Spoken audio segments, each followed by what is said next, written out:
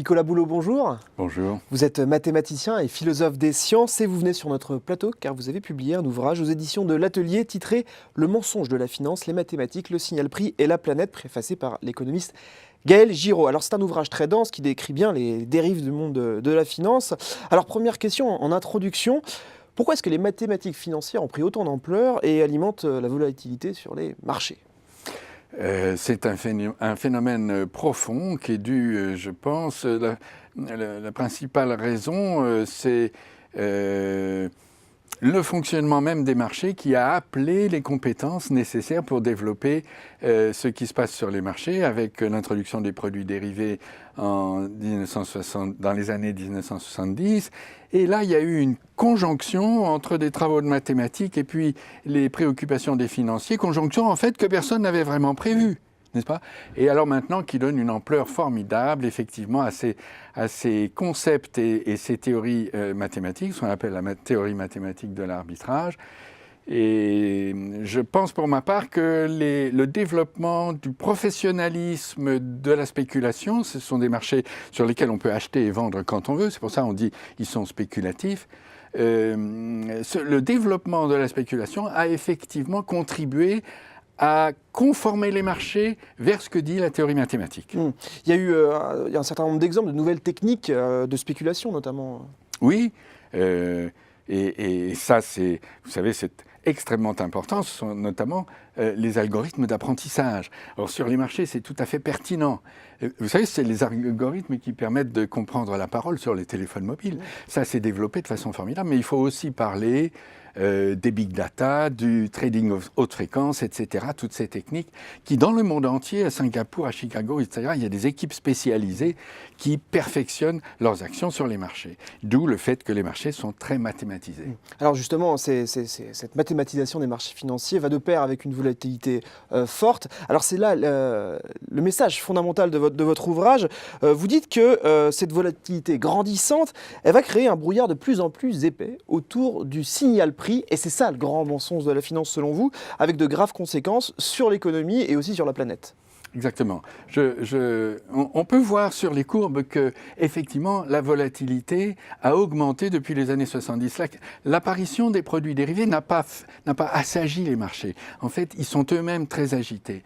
Et alors, ce qui se passe, c'est que le grand argument en faveur du libéralisme, qui a été notamment plaidé brillamment par Friedrich Hayek sur l'usage de l'intelligence, où est l'intelligence dans la société, essentiellement localement. C'est là que le chef d'entreprise, il connaît ses ouvriers, ses matériels, et il a sa fonction de production, n'est-ce pas? Et c'est le signal prix qui lui dit ce qu'il faut faire, ce qu'il ne faut pas faire. Or, les marchés, eh bien, ils dirigent maintenant l'économie, mais le signal prix est complètement effacé. Et plus on va vers la rareté des ressources, moins cette rareté est visible parce que c'est la volatilité qui la cache. Vous comprenez? C'est ça qui se passe.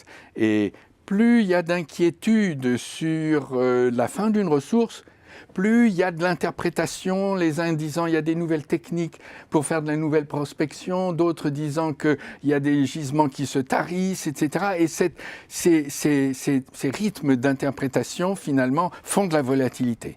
Alors qu'est-ce qu'on peut construire concrètement comme alternative dans la connaissance collective pour disposer de cette information qu'on n'a plus aujourd'hui, cette information prix qu'on n'a plus du fait de ce que vous expliquez sur des dérives des marchés financiers? C'est le grand problème.